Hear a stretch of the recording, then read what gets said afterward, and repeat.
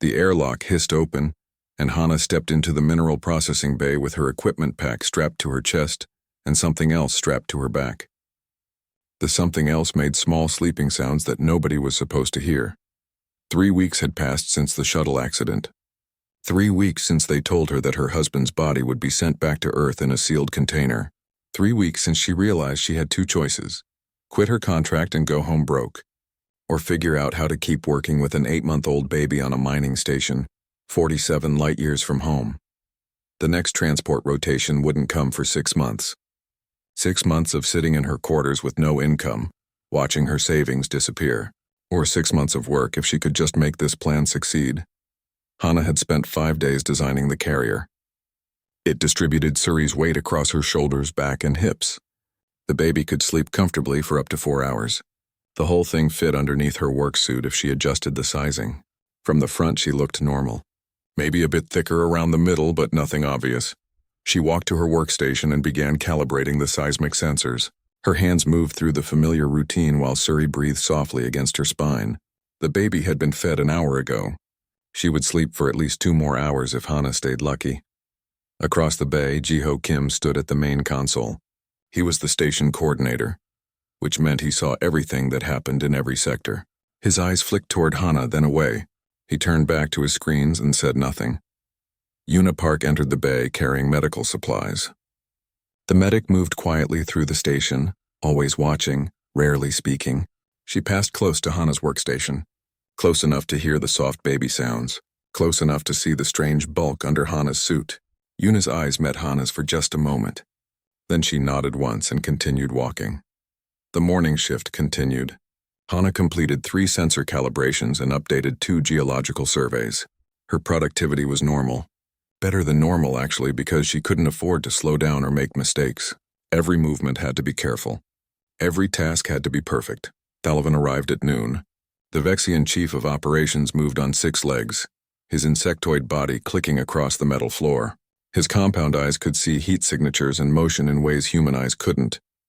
He studied Hana from across the room for several long minutes. Hana kept working. She didn't look up. She didn't acknowledge his stare.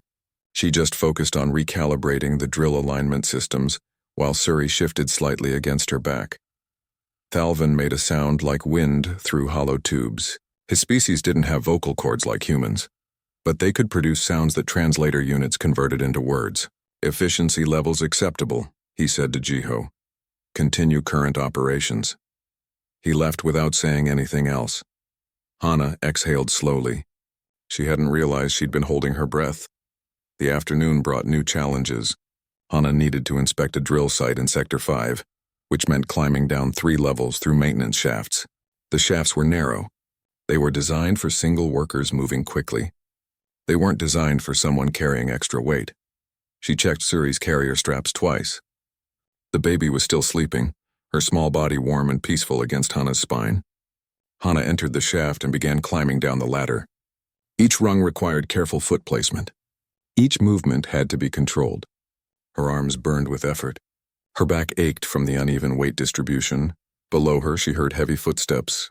Kor, the Bruthan security officer, appeared at the bottom of the shaft. His reptilian face looked up at her with large golden eyes. Bruthans were warriors. They valued strength and honor above everything else. "Equipment inspection," Kor announced in his deep, rumbling voice. "I must ensure this sector is secure before personnel enter." He climbed past her slowly, his large body somehow finding space in the narrow shaft. As he moved, he positioned himself below Hana, ready to catch her if she fell. He said nothing about it. He just stayed there until she reached the bottom safely. "Sector is secure," Kor reported. "You may proceed with your work." He left without meeting her eyes. Hana completed the drill inspection in 40 minutes. Suri woke up halfway through and made small fussy sounds. Hana hummed quietly while she worked, a lullaby her own mother had sung to her. The baby settled again. Evening shift change brought Daejung Lee to the processing bay. The mining crew chief was a veteran who had worked frontier stations for 20 years. He had seen everything, survived everything, lost everything, some people said, though he never talked about his past. Daejung walked past Hana's station. He paused, listening. Then he moved to the environmental controls and adjusted the air circulation. The soft humming of the ventilation system grew louder, masking any small sounds that might come from a sleeping baby. Air filters needed cleaning anyway, he muttered to nobody in particular. The shift ended at 1800 hours. Hana packed her equipment and walked toward the residential quarters. She moved through the empty corridors alone, or so it seemed, but Yuna appeared from a side passage matching her pace. Storage Bay 7 is empty, Yuna said quietly. Nobody uses it during evening shift. It has good ventilation and privacy.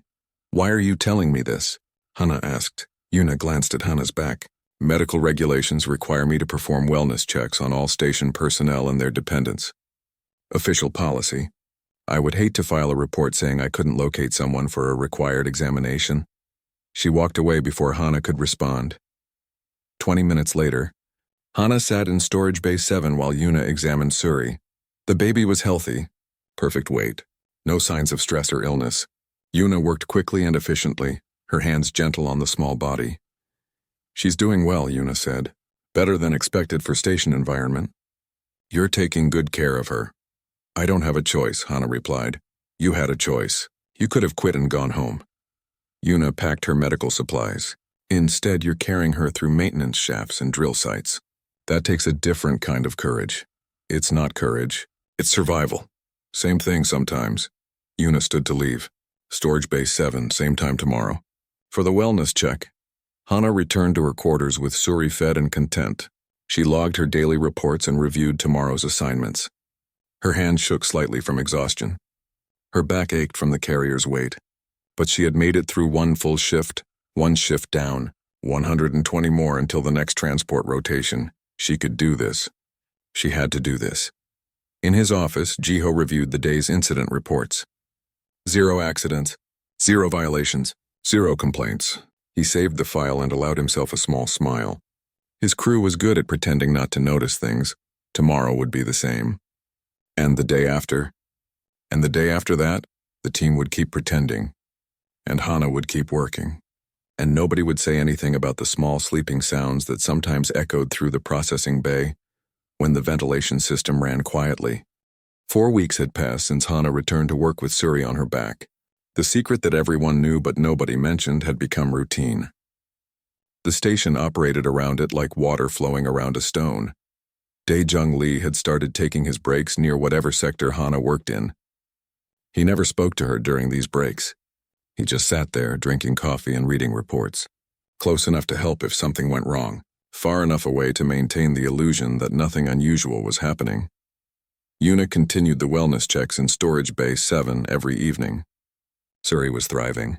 The baby had gained weight and learned to be remarkably quiet during work hours, as if she understood that silence kept them both safe.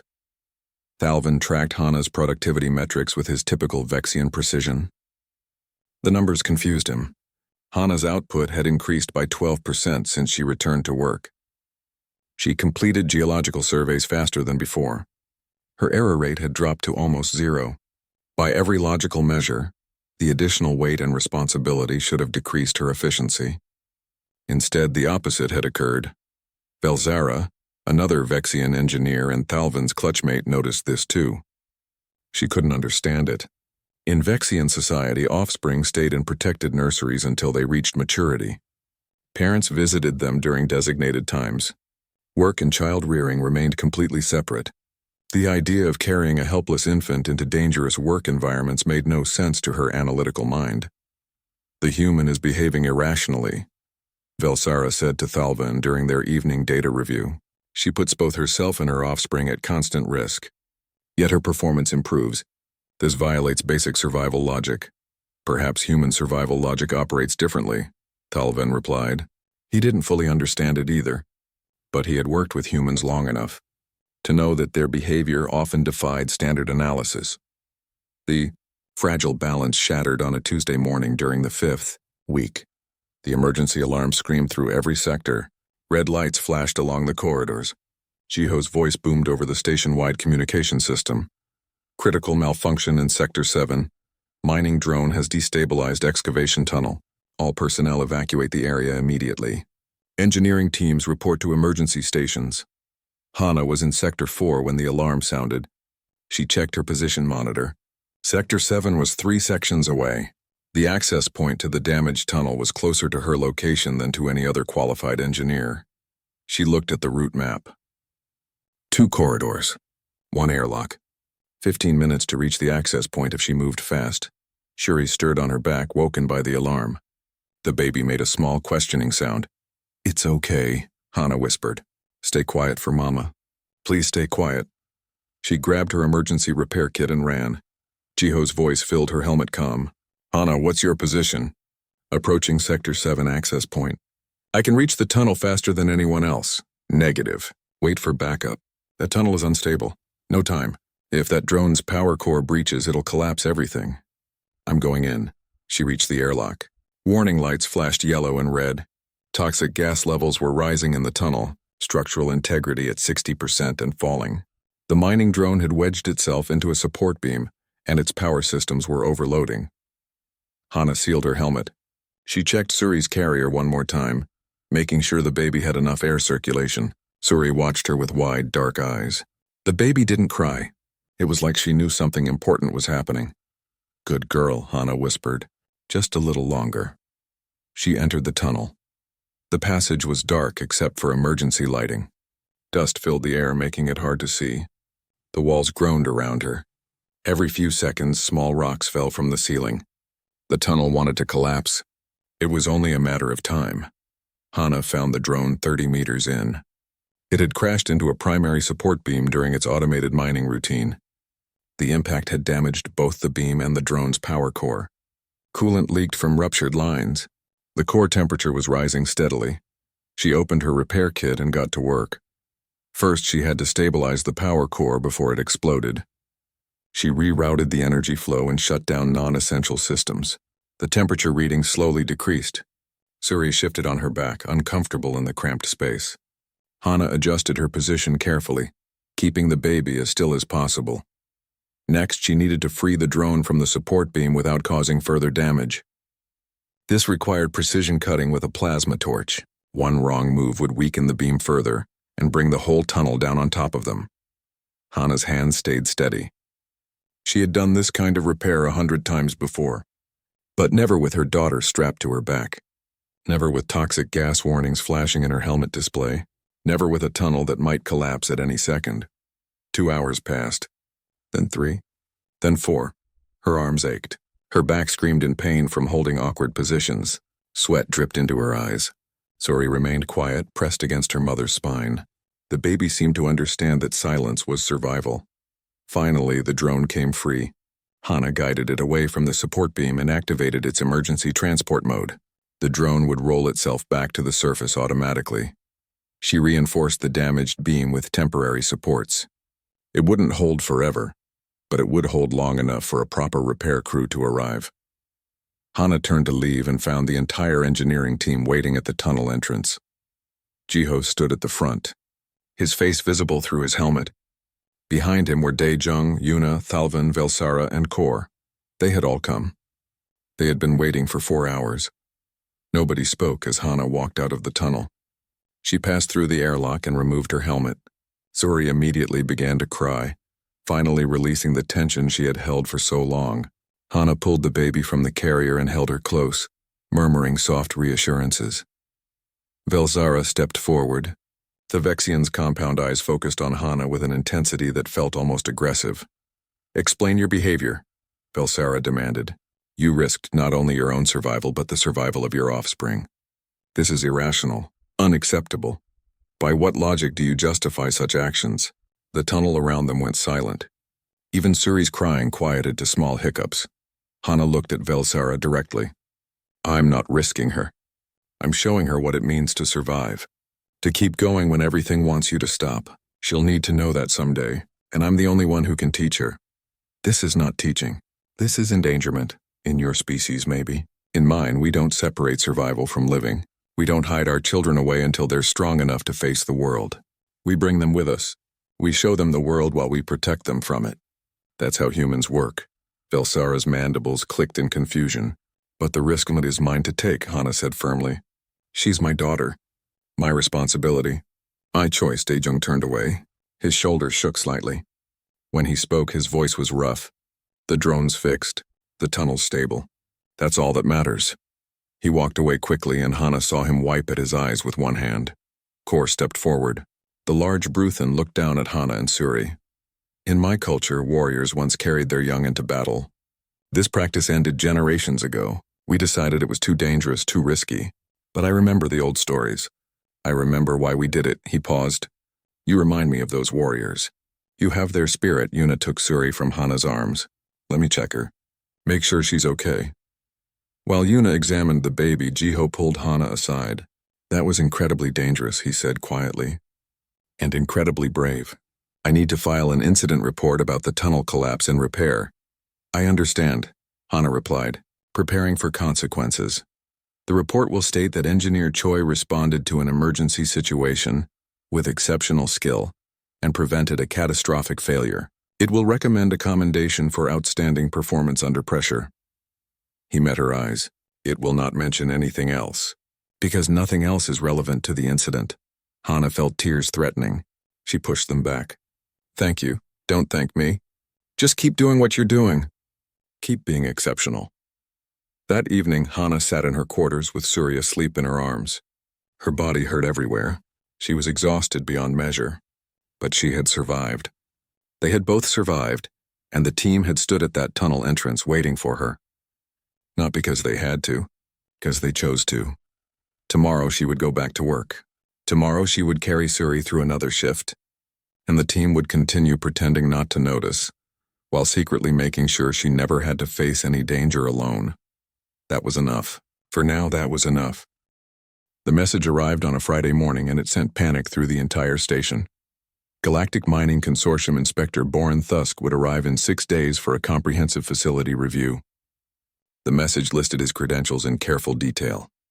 Boran belonged to the Keltharian species, known throughout the galaxy for their rigid devotion to rules and regulations. He had shut down 15 stations in the past year for various violations. His inspections were thorough, merciless, and absolutely by the book. If Boran discovered Suri in operational areas, the consequences would be severe. Hana would lose her job immediately. She would face fines for violating station safety protocols. Depending on how aggressive the inspector wanted to be, she might face criminal charges for child endangerment. Jiho called an emergency meeting in Conference Room 3. The core team assembled quickly.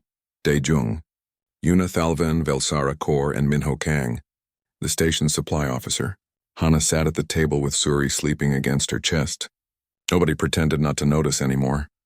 We have 6 days, Jiho said without preamble. We need to figure out how to handle this inspection without destroying Hana's career. Hide the offspring during the inspection period, Velsara suggested immediately. Keep her in residential quarters. 3 days is manageable. Boran will review surveillance footage, Minho pointed out. The supply officer had worked with inspectors before. He'll see time-stamped recordings from the past 3 months. He'll see Hana working in operational sectors. He'll notice the unusual bulk under her suit. He'll demand an explanation. Then we need to make it legal, Daejung said. Find a way to classify Suri as authorized personnel. Infants cannot be authorized personnel under consortium regulations, Thalvan replied. His mandibles clicked thoughtfully. However, dependents are permitted in designated quarters if those quarters meet specific safety standards. We don't have dependent quarters, Jiho said. Then we make them. Thalvan pulled up station blueprints on the conference room display. Storage Bay 7, currently unused. Adequate space. Direct access to life support systems. Proximity to residential section. It can be converted. Everyone looked at the blueprints. Storage Bay 7 was where Yuna had been conducting Suri's wellness checks for the past 2 months. It was quiet, private, and already familiar to the baby. Conversion would require significant work, Velsara calculated. Environmental controls. Safety systems. Emergency evacuation protocols. Minimum 72 hours of labor. I can do it in 8, Kor announced. The Bruthan stood up, his large frame radiating determination. I have experience with emergency construction. I will make these quarters suitable. That solves the quarters problem, Yuna said. But it doesn't explain why Suri needed to be near Hana during work shifts. Boran will still question that. Medical necessity, Yuna said slowly. I can document that Suri requires proximity to her mother for developmental health reasons. Post-traumatic bonding issues following the father's death. It's within my authority as station medic to make such determinations. Is it true? Hana asked quietly. Yuna met her eyes. Close enough. Separation from primary caregiver during critical development period can cause significant psychological stress. It's a legitimate medical concern. I'm just emphasizing certain aspects of the situation. Minho had been silent throughout the discussion, his face troubled. Now he spoke. There's still the surveillance footage problem. Even if we set up legal quarters and medical documentation, Boren will see months of footage showing Suri in operational areas before these accommodations existed. The room went quiet. The footage would need to be unavailable, Thalvin said carefully. You mean deleted? Felsara clarified. I mean unavailable, Thalvin repeated. Equipment malfunctions occur. Data corruption happens. These are unfortunate technical issues, but they do occur naturally. Everyone looked at Minho. He managed the station's data systems. He had access to surveillance storage. He also had a reputation for absolute integrity and following protocols exactly. Minho's hands shook slightly. What you're asking me to do is a crime. Tampering with official records is a serious offense. I could lose my license. I could face criminal charges. Yes, Jiho acknowledged. I can't order you to do this. It has to be your choice. If you choose not to, we'll understand, Daejung added. We'll find another way. Minho looked at Hana. She wasn't looking at him. She was looking down at Suri, her face showing exhaustion and fear and desperate hope. He remembered his first week on Frontier's edge. He had been terrified, incompetent, making mistake after mistake with the life support systems. Hana had spent her off-shift hours training him personally, walking him through every procedure until he understood. She had been patient when he screwed up. She had covered for him when his errors could have gotten him fired. I'll need to make it look like a software glitch, Minho said finally. A corruption error that affected specific cameras during specific time periods. It won't be perfect. An expert could probably tell the footage was deliberately corrupted. But it might be enough to pass a standard inspection. That's all we need, Jiho said. Just enough plausible deniability. I'll need 2 days to do it properly. You have 2 days. Everyone else, you know your assignments. Let's move, the team dispersed. Core immediately headed to Storage Bay 7 to begin construction. Yuna started preparing medical documentation. Talvin and Velsara began reviewing station regulations to ensure every detail of the dependent quarters met minimum standards. Minho returned to his office and stared at his computer screens. His hands hovered over the keyboard for a long time before he started typing. The next 72 hours passed in controlled chaos. Core worked around the clock on Storage Bay 7, installing environmental controls, safety systems, and emergency equipment. The space slowly transformed from an empty storage room into proper living quarters. Daejung helped during his off shifts, building furniture from spare components. Yuna compiled medical reports documenting Suri's health history, Hana's psychological state following her husband's death, and detailed justifications for why mother and child required proximity during the recovery period. The documentation was thorough and professionally written. It would withstand scrutiny because it was mostly true. Minho worked alone in his office, carefully corrupting surveillance footage. He made it look like a cascading software error had damaged recordings across multiple sectors. He left enough intact footage to show normal operations, but eliminated any clear evidence of Suri in operational areas. It was delicate work. Too much corruption would look suspicious. Too little would leave incriminating evidence. On the third day, Thalvin inspected the converted quarters. He checked every system twice, comparing measurements against consortium standards. Acceptable, he finally declared. These quarters meet minimum requirements for dependent housing. They set up a cradle that Core had built from recycled metal and soft padding. They added toys, blankets, and everything a baby might need. The space looked lived in, comfortable, safe. Now we wait, Jiho said. Boren Thusk arrived exactly on schedule. The inspector was tall and thin with pale blue skin and forearms. His species communicated through precise, clipped words. He showed no emotion during initial introductions. I will review all station operations, Boren announced. Personnel files, safety protocols, equipment maintenance records, surveillance footage, dependent quarters documentation. Any irregularities will be noted and reported. The inspection lasted 3 days. Boren reviewed every system, checked every regulation, questioned every procedure. He interviewed crew members individually. He toured every sector. He examined the newly designated dependent quarters with particular attention. He found Suri there during his second-day inspection, sleeping peacefully in the cradle Kor had built. Yuna was present, conducting a routine wellness check. "Explain the presence of this infant," Boren demanded. Yuna handed him a datapad containing her medical documentation. "The child is Suri Bei, daughter of engineer Hana Choi. Following the death of her father 6 months ago, both mother and child experienced significant psychological trauma. My medical evaluation determined that separation during the recovery period would be detrimental to the child's development. These quarters were designated to allow appropriate care while maintaining operational efficiency." Boren read the documentation slowly. He checked timestamps. He verified Yuna's medical credentials. He measured the quarters against safety standards. "These accommodations are adequate," he said finally. "However, they appear recently constructed." Station resources allowed for dependent quarters after proper medical justification was provided, Jiho explained smoothly. The construction was completed within standard timeframes. "I see." Boren made notes on his own datapad. "I will review surveillance footage to verify compliance during the period before these quarters existed." Minho felt his stomach drop. This was the moment everything could fall apart. Boren accessed the surveillance system. He pulled up footage from the past 3 months.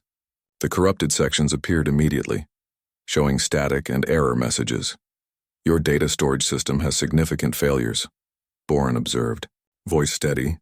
"I've filed multiple maintenance requests. The system is scheduled for complete overhaul next quarter." Boren examined the corruption pate. 3 months after the inspection, Hana stood at her workstation and felt the world tilt sideways. She grabbed the console edge to steady herself. The geological survey data on her screen blurred and doubled. Her hands wouldn't stop shaking. She had been running on empty for too long. 3 hours of sleep each night, meals skipped or forgotten, stimulant pills to stay alert during shifts, coffee consumed in quantities that made Yuna frown with concern. The human body could endure incredible stress, but it couldn't endure forever. Hana blinked hard and forced her eyes to focus. She had work to complete. Reports to file. Equipment to calibrate. She couldn't afford weakness, not now. Not ever. Suri made a happy sound from the dependent quarters where Dae-jung was watching her during his break. The baby was 9 months old now, growing strong and healthy despite everything. That was what mattered. As long as Suri thrived, Hana could keep pushing herself, except her body disagreed. The shaking in her hands spread to her arms. Cold sweat broke out across her forehead. The edges of her vision turned gray. "Hana." Yuna's voice came from somewhere nearby. "When did you last eat?" "This morning. I think, had it been this morning, or yesterday morning?" Time had started blurring together. "Come with me. I have work, now." Yuna's tone left no room for argument. In the medical bay, Yuna ran a full diagnostic scan. The results made her jaw tighten. "You're severely dehydrated. Your blood sugar is dangerously low. You're running on fumes and adrenaline. This isn't sustainable." "I can manage." "No, you can't. Nobody could manage this. You're going to collapse if you don't stop." "I can't stop." "You know I can't stop." Yuna sat down across from Hana. "I know you're trying to prove something. That you can do this alone. That you don't need help. That you're strong enough to carry everything by yourself. But strength isn't refusing help. Strength is knowing when you need it. I've already asked for too much help. The team has already done too much for me. The team chose to help. We keep choosing to help. But we can't help if you destroy yourself in the process." Before Hana could respond, an alarm chimed throughout the station. Not an emergency alarm. The visitor notification tone. Someone important was arriving. Jiho's voice came over the communication system. "All personnel. Admiral Su Young-han will be arriving within the hour for a facility review. Department heads report to conference room 1 immediately." Hana's stomach dropped. Another inspection. More pressure. "More need to perform perfectly. You need to rest," Yuna said firmly. "I need to work.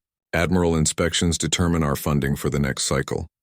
If I show weakness now, you're already showing weakness. The Admiral will notice. Better to face her honestly than collapse in front of her." But Hana couldn't face honesty. She couldn't admit failure. So she swallowed another stimulant pill and reported to her station. Admiral Su Young Han arrived with minimal ceremony. She was a tall woman in her 60s with gray hair pulled into a tight bun and eyes that seemed to notice everything. She had built her career on frontier stations before moving into command positions. She understood deep space operations better than most bureaucrats. Standard review procedures, she announced. I want to see your operations running normally. No special preparations, no performances. Just show me how this station actually functions. Hana was assigned to operate the deep core drill in Sector 3. It was precision work requiring steady hands and constant attention. The drill had to maintain exactly the right angle and pressure to extract mineral samples without damaging the surrounding rock structure. She positioned herself at the control console. Her hands hovered over the interface. They were still shaking. Focus. She just needed to focus. Hana activated the drill. The controls required delicate adjustment. Angle, depth, rotation speed, all carefully balanced. She made the initial settings and began the extraction sequence. The drill angle shifted 3 degrees off specification. It was a small error, barely noticeable, but in front of the Admiral it was failure. Thalavan noticed immediately. His compound eyes tracked the deviation on his monitoring station. He opened his communication channel, preparing to intervene. Dae-jung moved faster. He crossed the operation floor and stepped up beside Hana. I'll take the drill controls. You check the seismic monitors. I'm seeing some unusual readings that need investigation. Hana started to protest, but Dae-jung's expression stopped her. He was giving her an exit. A way to step away without losing face in front of the Admiral. She nodded and moved to the seismic monitoring station. Her legs barely supported her weight. She leaned against the console and pretended to study the readings while the world continued tilting around her. Dae-jung corrected the drill angle smoothly and completed the extraction. The Admiral watched the entire exchange. She missed nothing. That evening, Admiral Han requested a private meeting with Hana.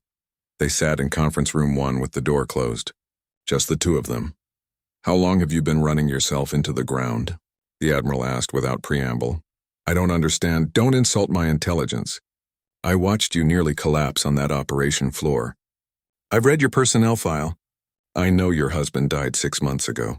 I know you're raising an infant alone on a deep space station. I know you've been working at maximum capacity while dealing with grief and responsibility that would break most people. Hana said nothing. There was nothing to say that wouldn't sound like excuses. I lost someone once, the Admiral continued quietly. Long time ago. Her name was May. We served together on the Frontier 7 station. Mining accident. I was there when it happened. I held her while she died, and she made me promise to deliver a message to her daughter back on Earth. Did you deliver it? Not for 8 years. I couldn't face the daughter. Couldn't admit I'd failed to save her mother. So I threw myself into my work instead. Pushed myself harder and harder. Thought if I just kept moving, the guilt couldn't catch me. What changed? I collapsed during an operation, exhaustion, stress. My body finally said enough. While I was in medical recovery, I had time to think. I realized I wasn't honoring May's memory by destroying myself. I was just running from pain. The Admiral leaned forward. You're carrying more than your daughter. You're carrying your husband's absence. Your guilt at surviving when he didn't. The weight of proving you deserve to be here. That's too much for anyone. I have to prove it. I have to show that I can do this. Why? Who are you trying to convince? Everyone, myself, I don't know. Hana felt tears threatening. She pushed them back. If I stop, if I admit I can't handle this, then what was the point?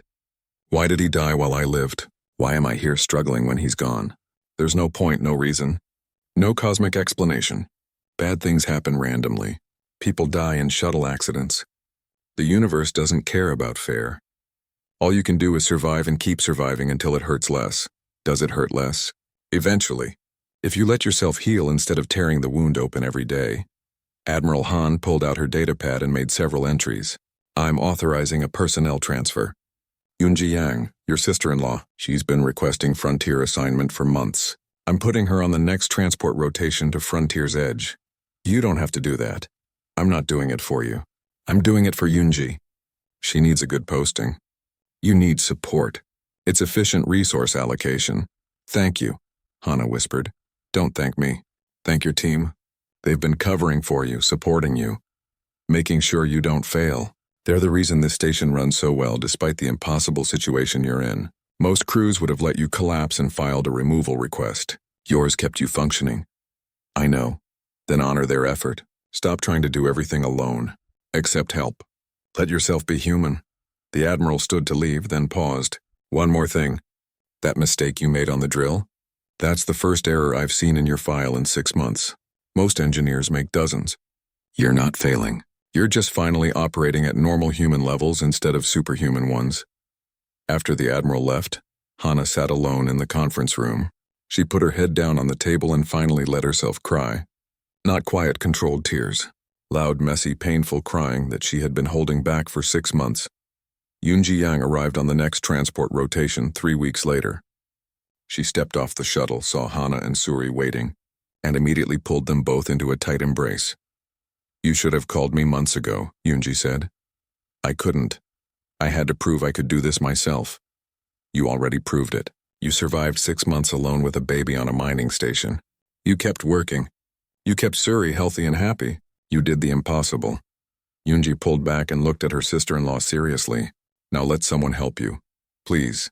That night, for the first time in 6 months, Hana slept for 8 hours straight. Yoonji stayed with Suri in the dependent quarters. The baby was in good hands. Safe hands. Family hands. When Hana woke, she felt different. Lighter. The weight on her shoulders hadn't disappeared, but it had shifted, distributed, shared. She found Unji in the dependent quarters, playing with Suri. The baby laughed as her aunt made silly faces. She's beautiful, Yoonji said. She looks like her father. I know. Hana sat down beside them. I see him every time I look at her. They sat together, 2 women and 1 baby, building something new. 6 months after Yoonji's arrival, a delegation from the Galactic Mining Consortium gathered in a conference room on Earth. Representatives from 12 species sat around a table reviewing data from frontier stations across known space. The subject under discussion was Frontier's Edge and its unusual performance metrics. Station productivity has increased 23% over the past year, the consortium analyst reported. Incident rates have dropped to the lowest levels in recorded history. Crew retention is at 100%, which is unprecedented for frontier operations. Employee satisfaction surveys show exceptional results. What explains this anomaly? Asked a Draxian representative. The species was known for logical analysis and efficiency optimization. Initial assessment attributed success to standard factors: crew quality, equipment maintenance, resource availability. However, deeper investigation revealed something else. The analyst displayed a timeline on the screen. Performance improvements correlate precisely with the integration of dependent quarters and the implementation of family accommodation policies. Explain, demanded the Draxian. Thalvin stepped forward. The Vexian had been invited to present findings to the consortium.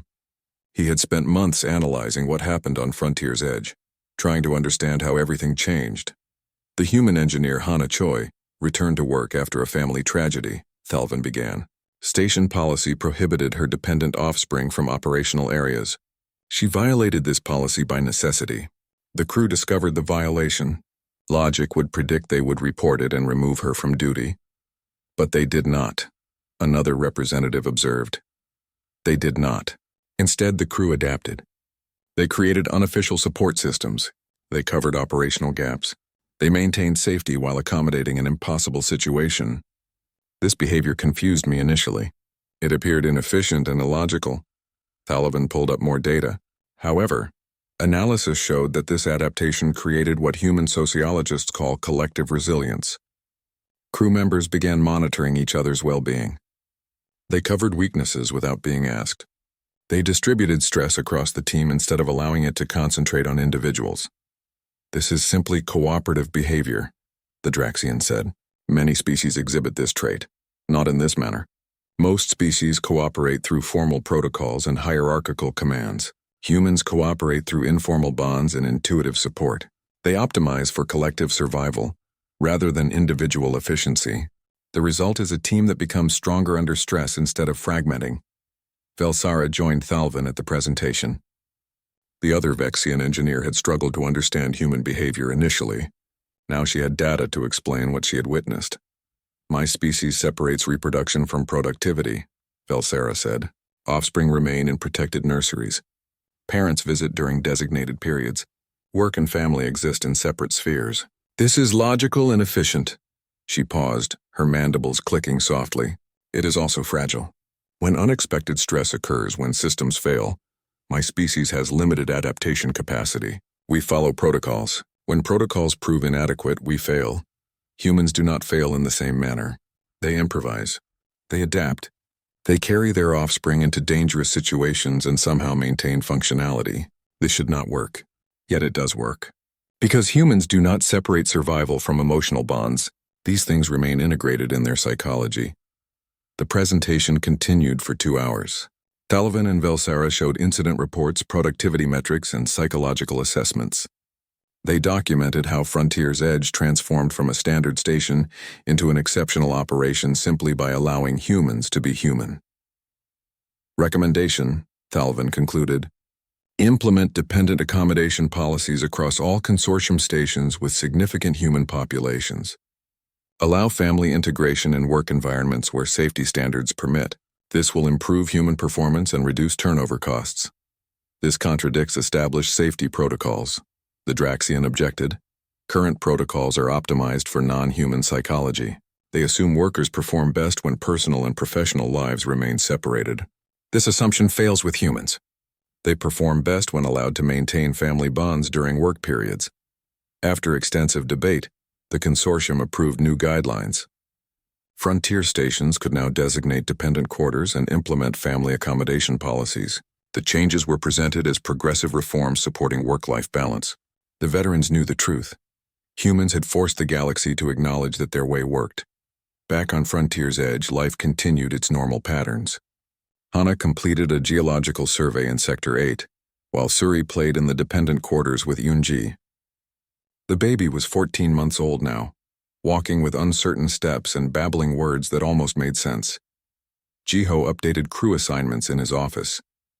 The station had received 3 new personnel transfers in the past month. Word had spread about Frontier's Edge, about the crew that took care of each other, about the station that let humans be human. People requested assignment there specifically. Yuna conducted wellness checks in the medical bay. She had expanded her role beyond physical health. She now monitored crew stress levels, provided counseling support, and organized social activities that kept morale high. The medical bay had become a gathering place where people could talk about problems before they became crises. Daejung trained new mining crew members in Sector 5. He taught them standard procedures and unspoken rules, how to watch for warning signs in their teammates, when to step in without being asked, how to support each other through the stress that came with frontier work. Core maintained security protocols while also serving as the station's unofficial storyteller. He told tales of ancient warriors and modern heroes, drawing parallels between different species' understanding of courage and sacrifice. The crew gathered in the observation deck during evening shifts to listen. Minho managed data systems with his usual precision. He had received a formal commendation for maintaining station operations during difficult conditions. Nobody mentioned the surveillance footage corruption. Some questions were better left unasked. Talvin and Velsera continued their analysis of human behavior. They had started documenting other instances of human adaptability across the mining station network. Their research was becoming the foundation for new training protocols and policy recommendations. Yunji had integrated smoothly into station operations. She worked in communication systems, managed supply logistics, and helped care for Suri. The baby had 2 mothers now, in practice if not in name. It was complicated. It was messy. It was very human. One evening, Hana brought Suri to a new excavation site. The baby toddled around the safe area while Hana set up surveying equipment. Hyunji watched Suri carefully, ready to grab her if she wandered too close to the edge. "Mama work," Suri announced, pointing at the drilling equipment. "That's right," Hana replied. "Mama's working, and you're watching, learning. One day you'll understand what we're doing here." "She already understands more than you think," Yunji said. "She knows this place is home. She knows these people are family. She knows she's safe here even when you're working. That's everything." Velsera observed from nearby, monitoring the excavation systems. The Vexian had started spending more time around Hana and Suri, studying their interactions with scientific curiosity. Question, Velsera said. Do you believe your offspring will choose frontier work when she matures? I don't know, Hana replied honestly. Maybe she'll want nothing to do to run as far from space as possible. Or maybe Schley keeping her safe, Yunji added. Maybe she'll remember a community that took care of each other.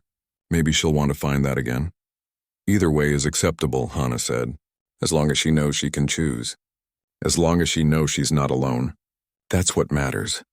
Velsara's mandibles clicked in what might have been understanding. Human child-rearing practices remain inefficient by my species' standards. But I am beginning to understand their purpose.